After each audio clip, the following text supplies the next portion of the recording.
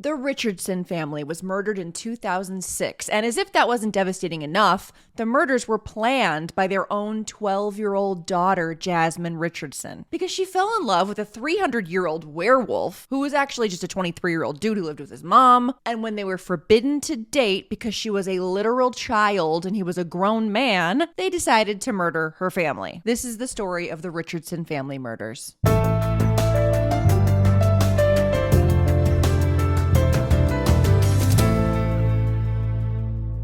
If you're new here, my name's Elise, and today you're going to see Elise talk about true crime. I post a weekly series on my YouTube channel called Cleaning and Crime, where I post a cleaning motivation video while at the same time I'm telling you a true crime story.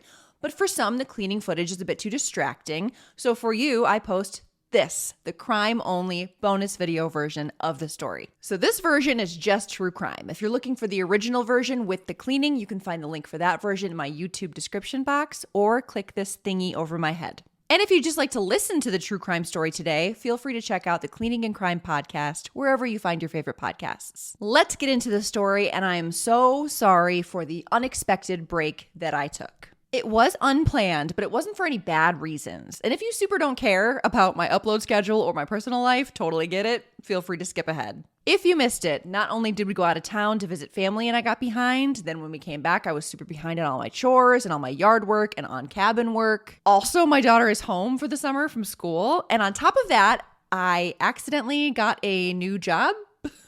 I've been a stay-at-home mom, if you don't know, and I was planning on going back to work and starting to apply in the fall, but it just so happens, and I work in the dental field if you're curious, but it just so happens that a dental office in my town was hiring. So I'm like, I'm just going to apply. There's no way they're going to hire me, but they hired me. But I just did a full 40-hour work week, basically for training. So that's why I haven't been able to upload, because it's just been a little crazy adjusting. And I'm part-time for the rest of the summer, and then I'm going full-time in the fall when school starts. Today, obviously, you get a video, and then you're going to get another video in 2 weeks, because I'm going to cover the highly requested Fritzl case, which even if I wasn't working, I would need 2 weeks for this one, because it's a huge case. And then hopefully in August, I can get back to my weekly upload schedule, but I will keep you posted on that. So for July and August, just give me a little bit of patience and grace while I figure out my new schedule of work and research and editing and everything all at once. So I'll keep you posted. And while we're talking about me updating you, feel free to follow me on Instagram, because I've decided that from now on, with every episode, I'm going to make an Instagram post. It's going to contain all of the photos that I typically put in the YouTube video. So if you're, for example, listening to the podcast version, you usually don't get to see the photos. And I will always post updates on the YouTube community tab, but I'm also going to post on Instagram. So that's a nice place for everyone to come together, get updates.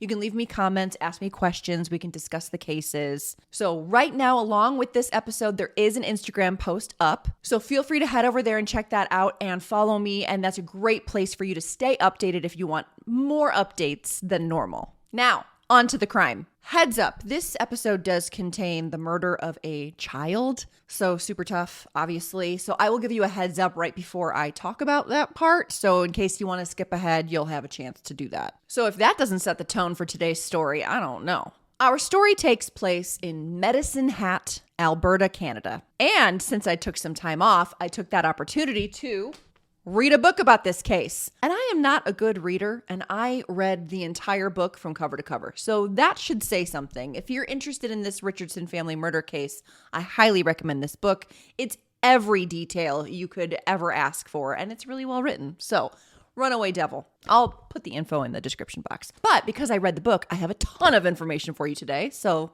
let's go. On April 23rd, 2006, a 6-year-old boy named Gareth was running next door to go play with his best friend and neighbor, 8-year-old Jacob Richardson. Gareth was actually supposed to spend the night at Jacob's the night before, but his grandma actually scored tickets to the big championship hockey game that was in town. And it was the game everybody was talking about, so that wasn't really something he could miss. So instead of the slumber party, he went to the hockey game with his grandma and planned to meet up with Jacob the next morning. He knocked on the Richardson's door, but got no answer. He saw the cars in the driveway, so he was pretty sure everybody was home, so he started peering in the windows. And when he got to the basement window, he saw too much. Gareth ran back home and told his mother, "Mommy, there's bodies at Jacob's with blood on them. I saw them through the basement window." His mom, Sarah, obviously stopped in her tracks. Like, that's not what you expect your 6-year-old to say, and that's certainly not something a 6-year-old would just lie about. So they both ran back next door to double check, and sure enough, when Sarah looked in the basement window, she saw what appeared to be her neighbor, Mark, lying face up on the basement floor in nothing but black boxers, covered in blood. And it was obvious that he was not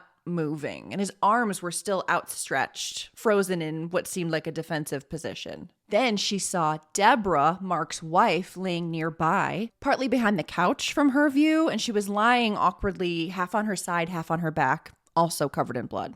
Also not moving. They ran back to their house, and Sarah immediately called the police, and all she could think about was how Gareth was supposed to spend the night there the night before.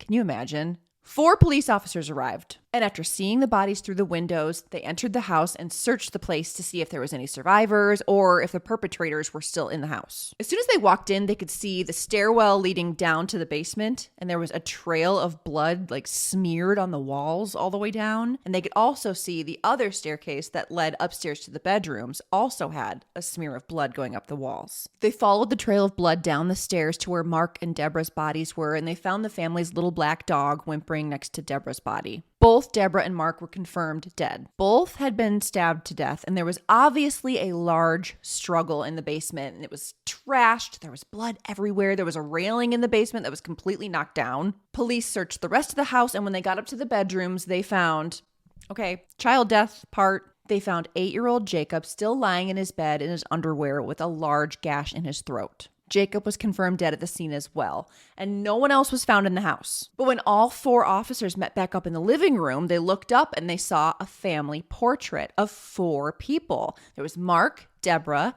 Jacob, and a daughter, 12-year-old Jasmine, who was nowhere to be found in the house. So immediately they were like, oh my God, she must have been kidnapped. So immediately an Amber Alert was sent out, and the search was on to find this missing 12-year-old girl. But little did they know, it was Jasmine who was the one that planned the murders. And she was 12. So let's go back. Let's get the backstory. So up there in Medicine Hat lived the Richardson family. Mark and Deborah met at the gym in 1990, where they had some classes that were geared toward people in recovery from substance abuse. So Mark and Deborah had both attended Narcotics Anonymous, and Mark identified his trouble with addiction really early on, and he was not even 23 yet when he joined a 12-step program to get clean. But both of them did the work. And when they met in 1990, they were both sober, living their best life, and they just fell in love immediately, and they were so excited to start this next chapter of their lives together. And they got married right away in 1991. Mark was described as a bear of a man, good looking, with dark hair and a thick, dark mustache.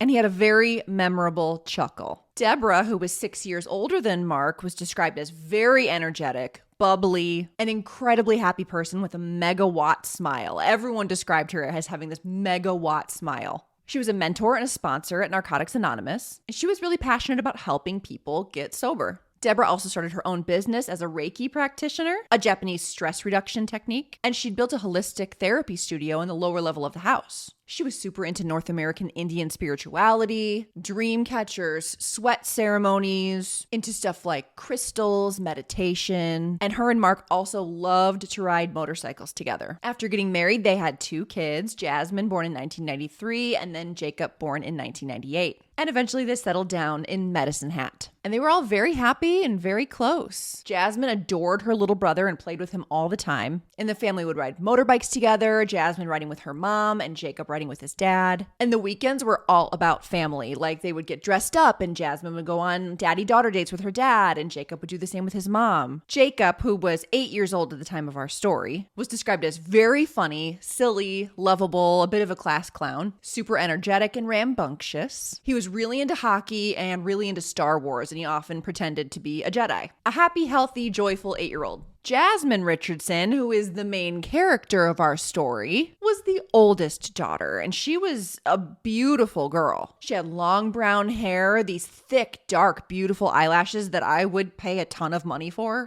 She had a lot of friends. She was really well adjusted. She was doing great in school. She was on the honor roll at her Catholic school. And even though they moved to Medicine Hat when Jasmine was in 5th grade, she had no trouble making new friends. Normal kid, 0 red flags. Her bedroom was pink and soft and girly and totally stuffed with stuffed animals. But around 6th grade, Jasmine's friends said she started really questioning the teachings of the Catholic school they attended. And Jasmine started getting much more interested in the spirituality that her mother was interested in. Suddenly, Jasmine was super interested in Wicca. She even used electrical tape and made a big pentagram in her bedroom out of it. So it was very stark contrast between that on her wall, like surrounded by stuffed animals on shelves. But it seems like the family was happy and loving and supportive and great. So what happened? Puberty. Well, and the internet. Okay, so here's the deal with Jasmine, okay? When Jasmine was 11, the inevitable puberty hit. She's completely skipped over the awkward phase, you know? Like, my awkward phase was like 4.5 years long. But she just suddenly developed. And the menstruation and the boobs and the curves and the looks, and just immediately she was much more mature than all of her friends. And when she was 11, she could easily pass for like 16, 17 years old. Did you know? Studies show, and I linked my favorite study down below, that when girls reach puberty or develop earlier than their peers, they're more at risk for delinquency, aggressive behavior, more likely to be depressed, socially withdrawn, moody, and sexually active. Anyway, in 2005, Jasmine started exploring the World Wide Web. Jasmine had several social media accounts. There was obviously MySpace, but she also frequented Nexopia and VampireFreaks.com. But online is where she really started exploring her personality, or more, her persona, where she also lied about her age and said she was 15 when she was really 11. She experimented with a lot of different screen names on her socials, like X Killer Kitty X and X Mayhem X and Runaway Devil, which is the one that would stick and became the name of this book about her. So Jasmine's online persona was super goth, lots of dark and creative eyeliner, all black clothing, and she even posed in like black and white selfies holding fake pew-pews. She listed her interests on her socials as things like piercings, scarification, unnatural hair colors, tattoos, Wicca, hatchets, serial killers, blood, moonlight. You get it. And she also listed her heroes as Jeffrey Dahmer, Chris Angel, Marilyn Manson, Danny Filth, the lead singer of Cradle of Filth, and Batman. She really paints a picture. Soon the online persona went real world. She eased into it, but over the next couple of months, she went full goth. She was wearing tons of black, doing her hair differently, lots of dark makeup, fishnets, chains, which that's all great. But she went to a private Catholic school. So soon she was getting in trouble for dress code violations. But she was still doing well in school. Like, her grades didn't drop at all. She was just getting a little bit rebellious. Now, Jasmine's parents obviously noticed the change in their daughter, and they were paying attention. She was just experimenting with fashion. She wasn't hurting anyone. So her parents weren't really intervening that much, but they were paying attention. However, boys were also paying attention. Jasmine had just turned 12. Some sources say she was still 11. Other sources said she had just turned 12, but young. And she started dating a 16-year-old boy named Devin. And she met Devin at the mall where all the goth kids hung out. So Jasmine's parents went from just paying attention to, oh shit. And at first they were like, you can't date a 16-year-old. But Jasmine held her ground and she was like, I am though. So Deborah said, well, the only way I'm going to let you date this older boy is if I meet him. So Deborah, Jasmine, and this Devin boy went out for tea. And Deborah just freaking grilled him and asked him a million questions. And Jasmine was humiliated. Now, Jasmine and Devin, I guess, weren't that serious anyway, and they broke up shortly after that. But the whole experience taught Jasmine, okay, if I want to date older boys, it's best if I keep it a secret. So Jasmine spread the word throughout her friends, and when older boys wanted to call the house to chat with her, they would have one of Jasmine's girlfriends call the house first. And when the phone got passed off to Jasmine, then the friend would pass the phone off to the older boy that wanted to talk to Jasmine. It was also around this time that Jasmine started frequenting the school guidance counselor, telling the counselor that she hated her home life and wanted to be put into foster care. But after spending some time with her, the guidance counselor realized, okay, so there's no violence in the home. You're not being abused. You just don't like your parents' rules about dating. Yeah, I hate it there. There's too many rules. That's not how it works.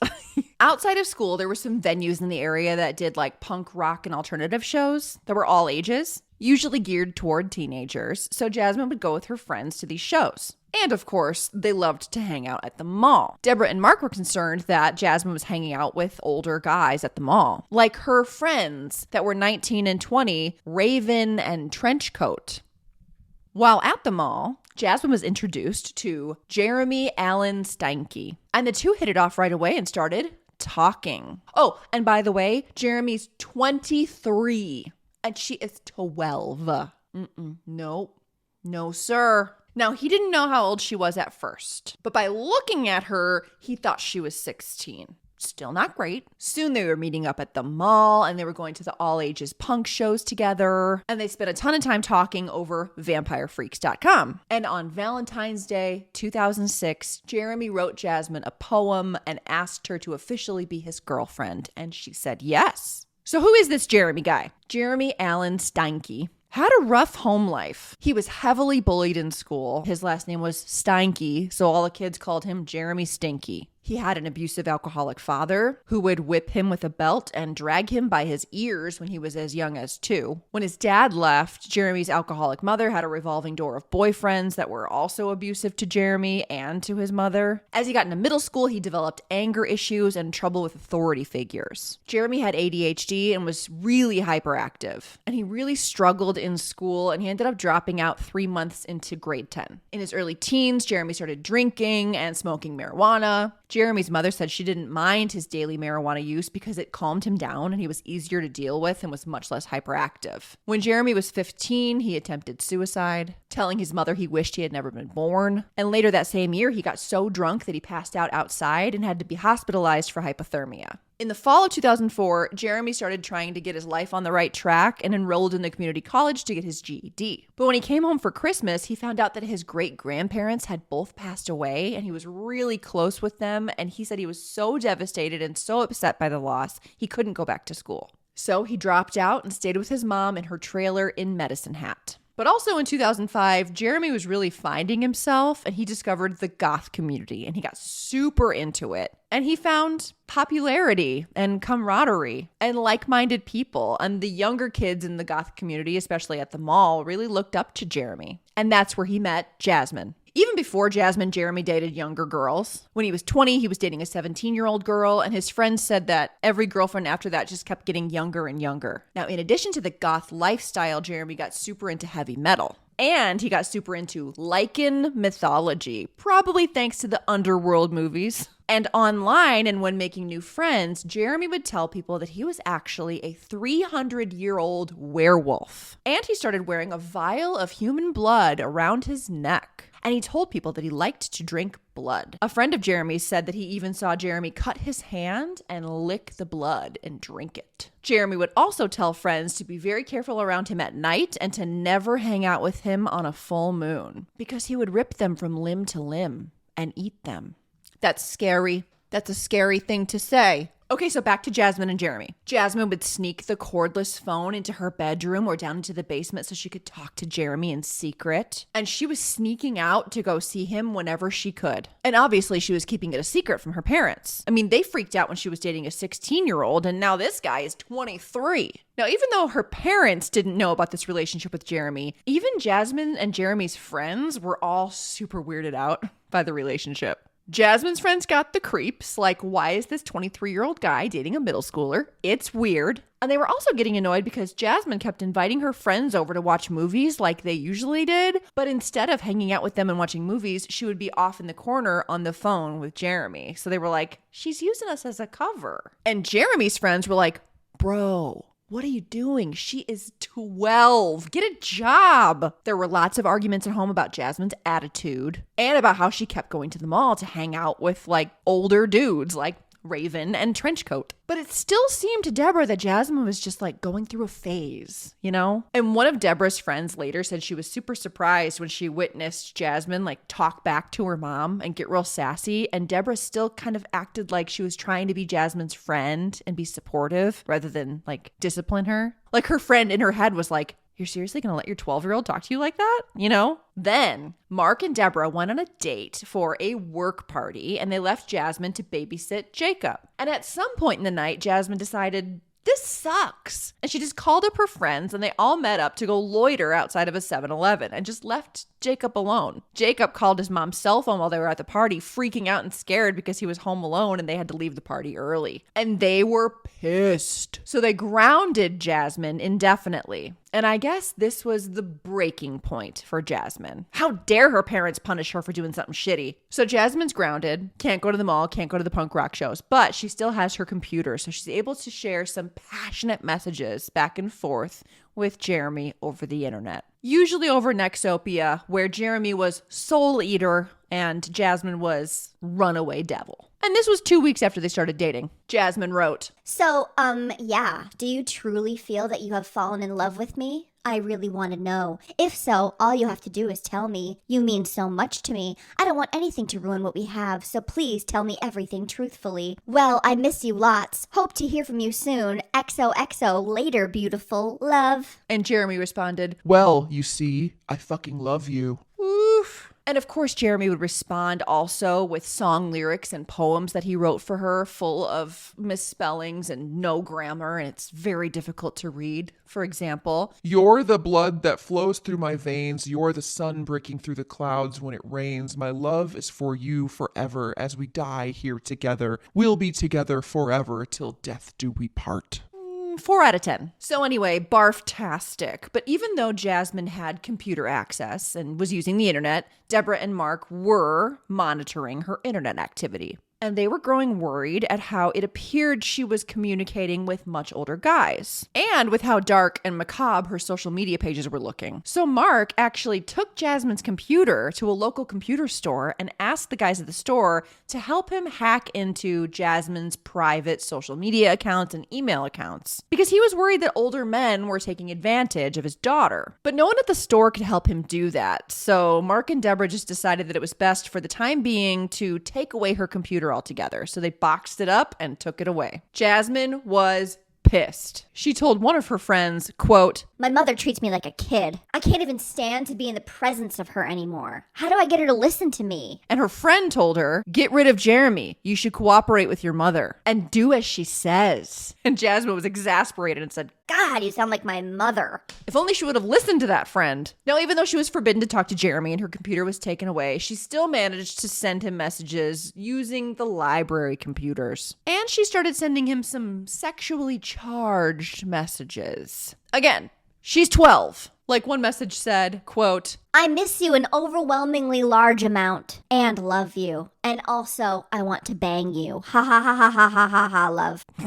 Anyway, I guess the emails were getting just too sexy, and Jeremy risked a forbidden phone call to Jasmine's home, which was intercepted by Deborah. Now, Jeremy says that he was actually trying to call someone else and dialed Jasmine's number by mistake, but okay. Either way, an older man called Jasmine, and so she was double grounded. And Deborah and Mark decided that they would from now on be going to family counseling. And they went, and things actually seemed to start to get better. Jasmine was playing along so well, in fact, that Mark and Deborah decided to give her her computer back. But she had to agree to delete and unfriend anyone over 18, which she did. So it really seemed at home that Jasmine was playing by the rules. But when talking to her friends, she continued to complain about how she was a prisoner, she hated her parents, and blah, blah, blah, blah, blah. And she was still emailing with Jeremy. And she emailed Jeremy, quote, Rawr.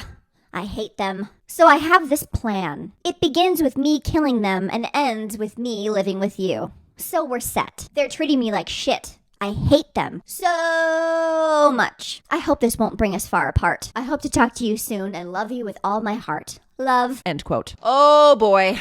Jeremy wrote back saying, quote, Well, I love your plan, but we need to get a little more creative with, like, the details and stuff. I wish they wouldn't treat you that way. Grr. It angers me to hear that. I dislike them very much. Don't worry, I love you too, my sexy beast. I hope to hear from you soon. Take care, my love. You have the key to my heart, and soon enough you shall have my heart if I die anyway, 'cause if I give it to you now, I'll die. Then you won't be able to hear me say how much I love you. Love, XOXO. End quote. I feel dumber having read that out loud. It was so hard to read. There's no punctuation. He was going for poetic, I guess. Whatever. Anyway, then on Nexopia, Jeremy posted a poem that he wrote. Quote, My girlfriend's family are totally unfair. They say that they really care. They don't know what's going on. They just assume. As their greed continues to consume, she is slowly going insane. She continues to think that I came into her life to help her out and to stop what they keep trying to shout.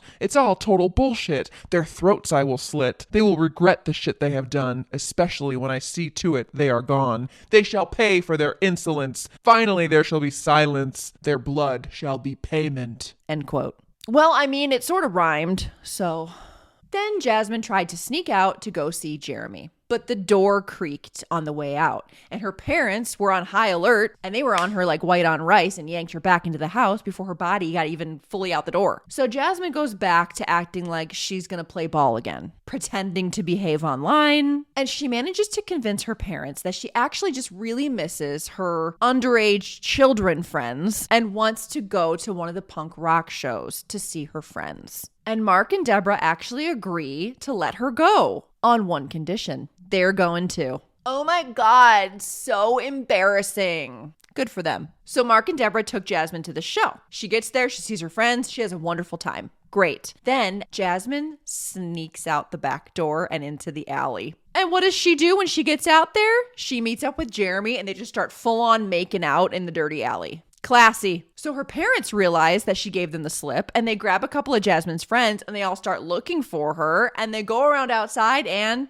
they're caught in the act. As soon as Jeremy saw an angry Mark barreling towards him, he just like turned and slinked away and ran for it. And Jasmine just hung her head in shame and Mark and Deborah took her home. Reminder, she's 12 and he's 23. It's just so gross, dude. Mark and Deborah were pissed. They gave her an inch and she made out with a 300-year-old werewolf in an alley. I mean, so that was it. All freedom was lost. Jasmine was super grounded. No outings, no concerts, no computer, no music. Took away her iPod. No more Cradle of Filth. No more Marilyn Manson. They took away her hair straightener. They took away her eyeliner. I'm telling you, they took everything out of her room, so that all that was left was her bed and school-appropriate clothing. In early April, she made another attempt to sneak out and see Jeremy. This time, she got out through a basement window that had a broken lock and no screen. She ran down the road and met up with Jeremy, who was waiting in his mom's truck to pick her up, and he drove her back to his mom's trailer, where they snuck into his bedroom. And while they snuggled, Jasmine said, seductively,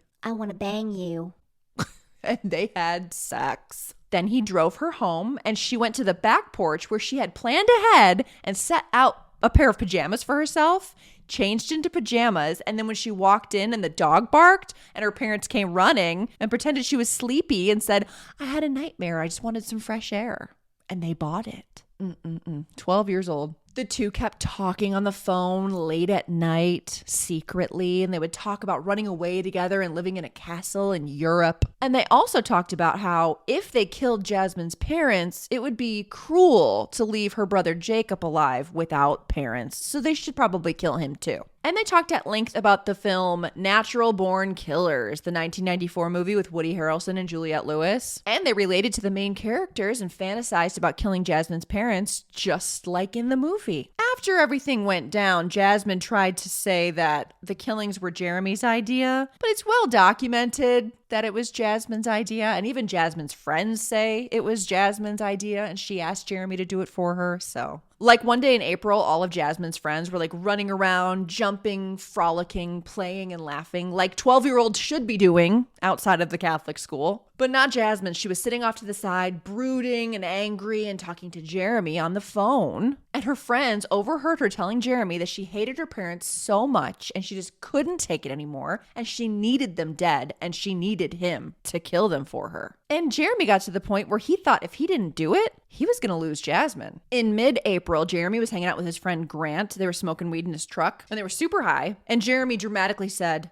How far would you go for love? Jasmine's pretty much going to break up with me if I don't do it soon. I don't think I can do this by myself. I need somebody I can trust.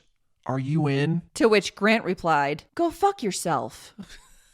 Great job, Grant. On Thursday, April 20th, Jeremy's friend Grant posted on Jeremy's Nexopia page, like the public page, Hey man, "What are you doing?" "I enjoy hitting myself and making my face bleed." And again, publicly, Jeremy replied, "Oh yeah? LOL. Hope you enjoy hitting yourself. I, on the other hand, would rather do morbid things to others. Like Jazz's rents, for example, which I'm gonna do this weekend." Yikes. I mean, that's like the equivalent of saying, "Hey, I'm going to kill my girlfriend's parents this weekend," like on your Facebook wall. Saturday, April 22nd. Jeremy was planning on killing Jasmine's family. So obviously it was very important to get completely hammered. There were a bunch of people hanging out at Jeremy's mom's trailer, most of which were underage, and they were all drinking beer, smoking weed. And Jeremy was brooding and wishing Jasmine was there, but she was too busy being grounded and having a lovely family barbecue with her family and the neighbor boy Gareth, who, remember, was supposed to spend the night that night, but instead went to a hockey game, right? After the barbecue was done, Jasmine took a soothing bubble bath, and then around 8 p.m., she got a phone call from a girlfriend, and Jasmine told her, "Switch to chatting online, away from the prying ears of my horrible parents." And the friend said, "Do you want to go shopping, go to the mall, or maybe go swimming tomorrow?" And Jasmine just replied, "I can't." And when her friend said, "Why not?" she just didn't answer. It would be pretty weird to reply with, "Oh, because my full adult boyfriend is going to come over and kill my family tonight." So she didn't say that. Meanwhile, back at Jeremy's, he had bought a 12-pack of beer, and he bought some weed, and he smoked 2 bowls with his supplier before he left. Then he went back to the trailer and drank all 12 beers, and he had already been drinking beer since like 10 a.m. that day. Then when the 12 beers were gone, he raided his mom's beer stash, and then when he went through all of that beer, he went into the vodka bottle in the freezer. Then around 8:30 p.m., 8:45, he was really drunk, really stoned, and he called his friend Jordan. And I guess Jeremy, over the phone, asked Jordan if he would help him kill Jasmine's family that night.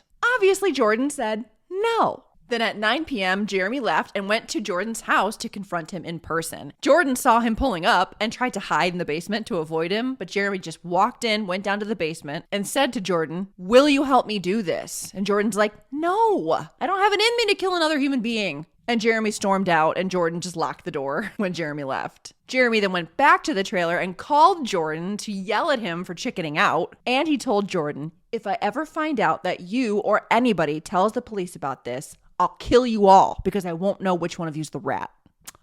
Oh my God. So Jeremy and his friends are still at the trailer, and they decide to watch Natural Born Killers, which, as we know, Jeremy loved. And he said it was the greatest love story ever told. Give me a break. Frodo Baggins and Samwise Gamgee is the greatest love story ever told. Tell me I'm wrong. By the way, they're all still drinking and smoking weed too. So, okay. And they decide in the movie to spare the little brother, who was actually Juliette Lewis's son due to the incest and rape and all that. So they spare the little boy and they tell him, "You're free." And Jeremy yells out to the group, "That's where we're going to be different. Jasmine's going to kill her brother." And he said it so matter-of-factly. And everybody at the party was like, "What the fuck, dude?" I hear so many people ask in this case, like, how did no one call the cops? How did no one keep this from happening when he talked about it all the time? But I feel like every witness that heard them talk about it was either a child, super didn't believe they were being serious, or was super drunk or super high. But afterwards, every friend was completely shocked and really didn't think anybody was going to go through with it. So I don't know. Take that how you will. Around 2 a.m., 2 friends, Mick and Erica, overheard Jeremy in his bedroom on the phone with Jasmine and heard Jeremy say, "Are you sure you want to do this?" Then around 2-something a.m., Jeremy walked out of his room, walked out of the trailer, got in his truck, and drove away. I guess Jeremy couldn't handle killing his 12-year-old girlfriend's family by himself. All of his friends chickened out. Dude, get a grip. And I guess he decided that cocaine was the buddy he needed to help him through this. So around 3 a.m., Jeremy went to his dealer's apartment and asked 18-year-old Cam for some cocaine. Cam was awake, hanging out with his 15-year-old girlfriend, watching Black Hawk Down, like you do at 3 a.m. When Jeremy showed up, they all did a big snort of cocaine, then they smoked some weed, then they drank a bunch of vodka, and then they drank some vampire wine, which is a brand of wine that's marketed toward people that are interested in vampires or identify as vampires. Fun fact, the first 500 bottles made of that particular wine was bought by Alice Cooper. Neato. Then the 15-year-old girlfriend gave Jeremy some ecstasy. And then Jeremy bought 2 more grams of coke before he left and went to a gas station to buy chewing gum because he didn't like it when his breath smelled like smoke. Priorities. He buys his gum and then he snorts the 2 full grams of cocaine right there in his truck. So he was just off like a rocket and he headed toward Jasmine's house. When he got there, it was pre-dawn, April 23rd, 2006. Jeremy picked up a pine cone and threw it at Jasmine's window, and when she opened it, she summoned for him to go down to the basement window, the same one she had snuck out to see him through, and she left it open for him. He was wearing a black hoodie, a black neoprene face mask, and he had a knife in his hoodie pocket. Immediately, Deborah heard a noise. I mean, they were on high alert because of Jasmine, so as soon as she heard a noise, she thought Jasmine was trying to sneak out, and she ran down the stairs to try and stop her daughter from doing something stupid. But when she got down to the basement, there's this dude in her basement in all black, wearing this black face mask, holding a knife. The sheer terror. Now, Deborah's just wearing a nightie, and as soon as she sees the strange man in her basement, she starts screaming and yelling and freaking out, and Jeremy is super coked out and just lunges at her, slashing and stabbing. It happens so fast. Immediately, Mark heard the commotion from upstairs and started running downstairs. As soon as he gets downstairs, he sees the guy in all black, covered in blood and standing over his wife. He looks around the basement in a panic and he sees a screwdriver laying there from a project that got left out. So he grabs that and runs towards Jeremy to defend his family. And poor Mark was only in black boxers. All he has is a screwdriver and he's in this standoff with this crazy coked out guy with a knife. I mean, And Mark put up a fight. They were tackling each other. They were screaming. Jeremy was stabbing and slashing wildly. Mark was stabbing Jeremy with a screwdriver. He was choking him. Mark shoved his thumbs into Jeremy's eyes. Jeremy got out from under Mark and tried to run away, but still, despite multiple stab wounds, Mark tripped Jeremy and started strangling him again. At this point, Jasmine's hearing all the commotion, and she comes running downstairs to look. She sees her mother laying, not moving on the ground, and sees this crazy fight going on between her boyfriend and her dad. And she's like, well, I don't want to see this. And she just walked back upstairs. Mark fell defeated and he asked the masked man, who are you? But Jeremy didn't answer. And then he asked, why? And Jeremy yelled at him, because you treat your daughter like shit. It's what your daughter wanted.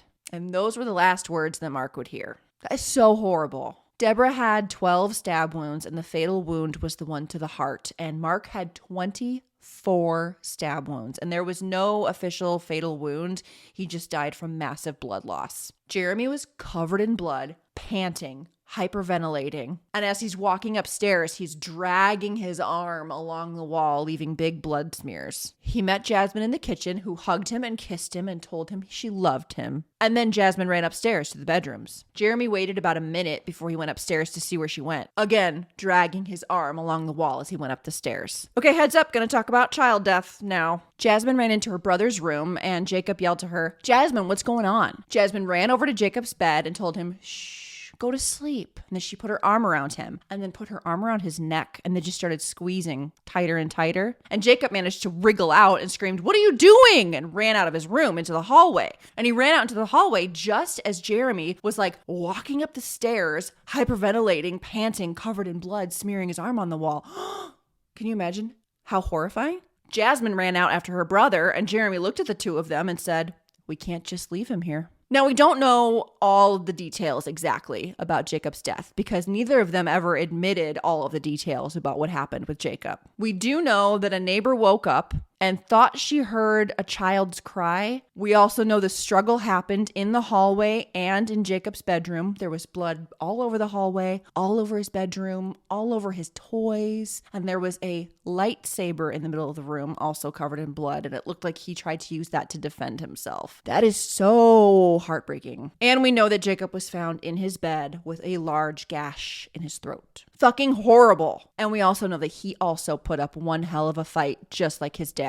Jasmine took the knife used to kill Jacob and she washed it in the bathroom sink and left it on the sink in a pink puddle. Then she ran up to Jeremy and said, wait for me, I have to pack some things. But Jeremy was wigging out. He was still super high. He was super paranoid. He thought people saw him when he was coming into the house. He's like, I gotta get out of here. So Jasmine ran off to go pack some things, but Jeremy's like, I can't breathe. And he went out to the deck to get some air. And he waited for like 1 minute before he was like, fuck this. And he just ran off to his truck, got into his truck and drove away. And he didn't make it very far before he had to pull over and barf. Then he drove back to his mom's trailer and he just left her there. Jasmine came downstairs with her stuff and realized Jeremy completely ditched her alone in the house with her family's dead bodies. She panicked for a minute, and then she got it together and she called for a cab. And then she realized she didn't have any cash, so she had to run to the 7-Eleven and use her mom's bank card and get cash out for the cab. And then she took a cab to Jeremy's mom's trailer. Unreal. Just unreal. The two were at the trailer for a little bit, basically just long enough for Jeremy to take his bloody clothes and put them in a garbage bag, and then they left. Friends that were still at the trailer woke up when the two busted in and noticed that they both looked disheveled and Jasmine's hair looked tangly. The two got into Jeremy's truck and they drove to Cam's place, the one who sold him some coke earlier. As soon as they got there and Cam opened the door, Jeremy looked rough and his eye was starting to swell shut. And as soon as the door opened, he just said, "I just got fucked up. I just got fucked up." Cam and the 15-year-old girlfriend got him some ice for his eye, and then as soon as they sat down, Jeremy said, "Do you know how to clean blood off of knives?" And it really freaked Cameron out. Eventually, he was like, "Why don't you two go sleep? You guys can have my bedroom, and me and my girlfriend are going to sleep on the couch." So Jasmine and Jeremy went into Cameron's room, and they had some post-murder sex. She is 12. Jasmine said that she was just trying to pretend like nothing that just happened had happened and that everything was normal. They all slept until the afternoon. Then they woke up and went to a party. I know. And at this party, I guess Jasmine and Jeremy were just like dry humping and making out on the couch and like giggling nonstop. And everyone at the party was like, ew. Like, I hate that under normal circumstances. They just killed 3 people. What the fuck? Jasmine later said that she just really needed to make sure that he was still there and that he loved her because he was the only one left in the world that loved her. Well, I don't know, Jasmine. Maybe don't kill your whole family then. At one point, a guy named James showed up who was a really good friend of Jeremy's, and Jeremy got really excited when he showed up and pulled him aside. I guess he needed to get it off his chest to someone he trusted, and he blurted out, "We killed my girlfriend's family last night. I gutted them like fish." And then Jasmine said, "My little brother gargled." And James was like, just complete drop jaw and looked at them both and was like, "You guys are crazy." And he just left. Like, what the fuck? He thought they were just super fucked up and messing with him. And he was like, I'm going to leave. This isn't the party for me. And he bailed. And meanwhile, while Jeremy and Jasmine are just making out at this party, the cops are at her house going over the crime scene. Now, initially, cops thought that Jasmine was kidnapped, right? So an Amber Alert was issued and cops were out looking for Jasmine. And they managed to track down school officials and the school counselor to get her most recent school photo and to get some names and numbers of friends who may be with her or know where she's at. And the guidance counselor remembered that it was very common for kids at the school to have their friends' phone numbers and emails like taped into their locker. So she's like, I have the ability to go into her locker, so I'll go in and I'll look for some numbers. But when she opened up Jasmine's locker and she found a hand-drawn 12-panel comic strip that depicted 3 members of a family burning to death, while 2 other stick figures were off to the side laughing next to a truck labeled Jeremy's truck. Very covert. Now, as soon as the guidance counselor saw this, she knew who Jeremy's truck was. It was a small town, so she immediately went to the cops, showed them the comic strip, and told them all about Jeremy. Then suddenly, Jasmine went from a kidnapping victim to, possibly a murder suspect. Cops had already released Jasmine's name to the media with the Amber Alert, and they posted Jasmine's picture saying, "We're looking for this girl. Her family's been killed. Oh, it's so sad, so horrible. Oh no." But then, oops, it's looking like she was a suspect. But in Canada, if a suspect is underage, their name can't be released in the media. So the story went from, "We're looking for this 12-year-old girl. Her name is Jasmine Richardson. We're worried she may have been kidnapped," to "A family has been killed. The 12-year-old suspect's name cannot be released due to her age." So it was pretty easy to put the pieces together and realize who the 12-year-old was. And just because regular news anchors and papers couldn't print her name, that doesn't stop bloggers and people on social media. Anyway, James, that guy that went to the party and Jeremy and Jasmine basically confessed to, he was at home when the news came on and showed pictures of Jasmine and was talking about the triple homicide in Medicine Hat. And he put the pieces together and he was like, oh my God, I think they were telling the truth. They really did kill her family. And the friends he was with were like, dude, you gotta call the cops. And he didn't want to at first because he was super high and he was afraid of getting in trouble. But he did. He did the right thing and he called the police. So with the phone call from James saying that Jeremy and Jasmine basically confessed and they're probably still at this party making out, combined with the comic strip, Jasmine and Jeremy were officially suspects and the hunt was on. So the coke dealer, Cam, his 15-year-old girlfriend, Jenny, friends named Casey, Kaylee, Mick, and Jeremy and Jasmine all left the party, and they were all going to go to Mick's place to crash in Leader, Saskatchewan. But when they got to Mick's place, Mick's mother came out and recognized Kaylee as a troublesome 13-year-old runaway, and she was like, no, this group, you're all trouble. Mick, get inside. You all get. Leaving the group with very little gas, no money, no food, nowhere to go.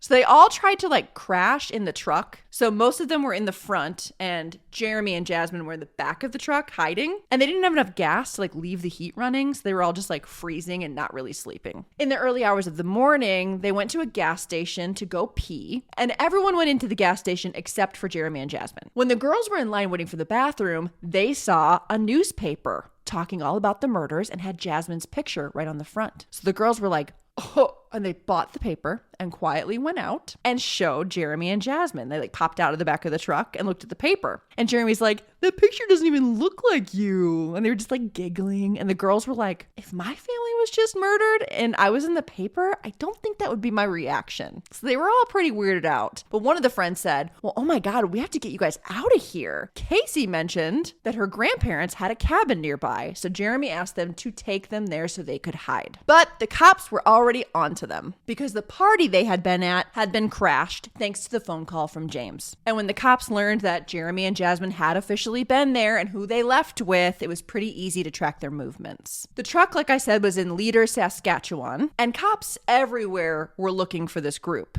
And there just so happened to be a rookie cop sitting in his car across the street from that gas station. And he saw all these kids pile out of the truck, go inside, and then come out with a newspaper, and a couple popped out of the back of the truck. He thought it all looked very suspicious, so he ran the plates and he realized this was the truck that everyone was looking for. They pulled out. He followed them for a little while before pulling them over. He got all the kids out of the truck and then he lifted up the cover that was hiding Jeremy and Jasmine and found them in there with no pants on.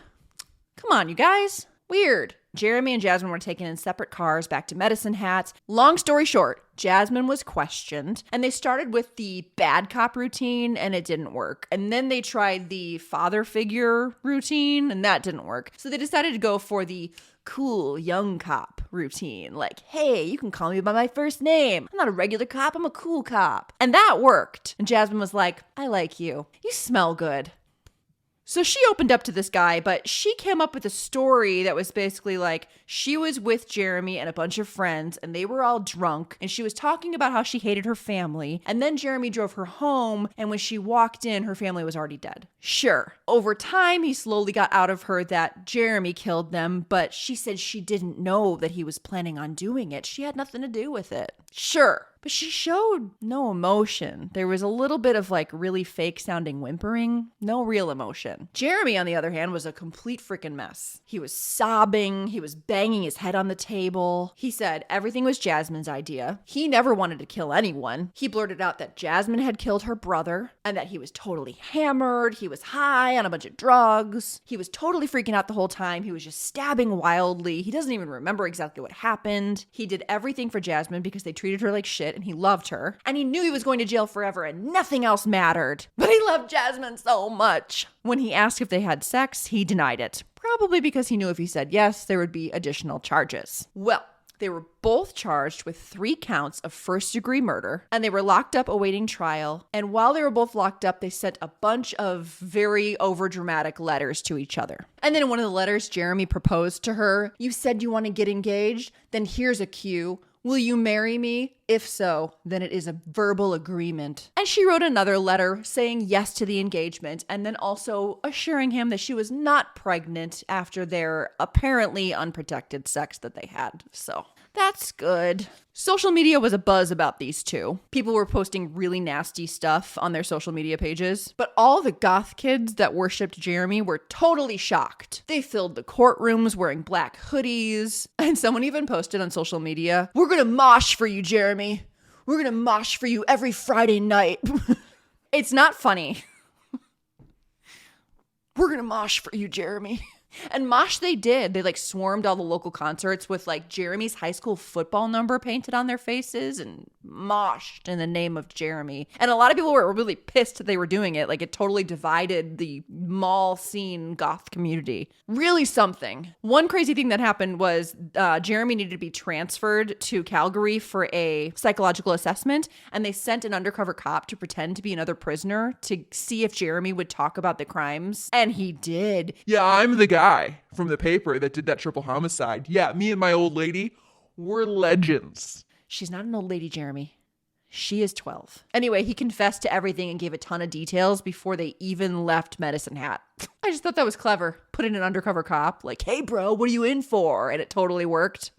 Awesome. Jasmine was also given a psychiatric assessment, and she was diagnosed with oppositional defiant disorder and conduct disorder, in case you're curious about that. In the end, Jeremy was found guilty of 3 counts of first-degree murder, and he was sentenced to life without parole for 25 years. And that's where Jeremy Steinke remains to this day. Jasmine was also found guilty of 3 counts of first-degree murder, and she was the youngest person ever convicted for multiple homicides in Canada. But due to her age, the maximum sentence that she could receive was 6 years, followed by 4 years of conditional supervision in the community. And they took the 18 months that she had already spent in jail into account and gave her credit for that. So in 2016, at the age of 22, just a year younger than Jeremy was when they committed the crimes, Jasmine was released. The justice at her release said, quote, "You can never undo what you have done to your mom, dad, and little brother. However, what you can do is honor their memory by dedicating your life to becoming the woman your parents and brother would be proud of." End quote. And if she kept her nose clean for 5 years, her record would be expunged. And guess what? She did keep her nose clean for 5 years. Her record is clean. She got a whole new name, new identity, and she's just out there living free as a bird with a whole new name out there in Canada somewhere. Can you believe that?